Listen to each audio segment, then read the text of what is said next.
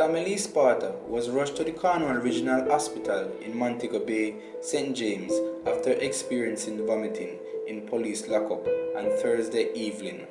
His lawyer, Ernest Smith, confirms the development with the Jamaican Observer last night. He was taken to the Cornwall Regional Hospital for treatment and subsequently discharged, he told the Observer. Tammy Sparta is spending his second week behind bars at the Freeport police station in Montego Bay. Smith said he is convinced that the lawmen are deliberately keeping the dancehall DJ detained despite not being charged.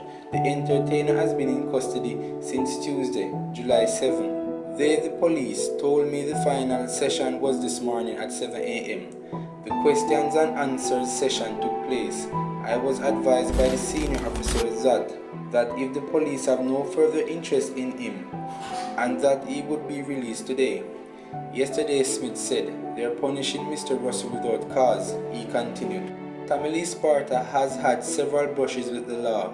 He was listed a person of interest by the police in 2014 and 2017 for a shooting incident. He was, however, questioned and released in 2015.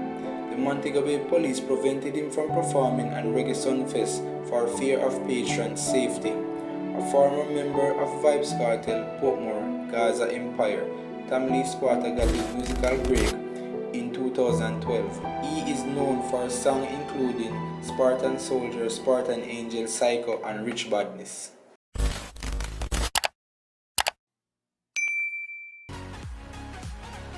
Welcome again, people. Remember to leave a comment below and share and like the video and subscribe for more great content, and remember to check out one of our suggested videos on the screen. Until next time, peace.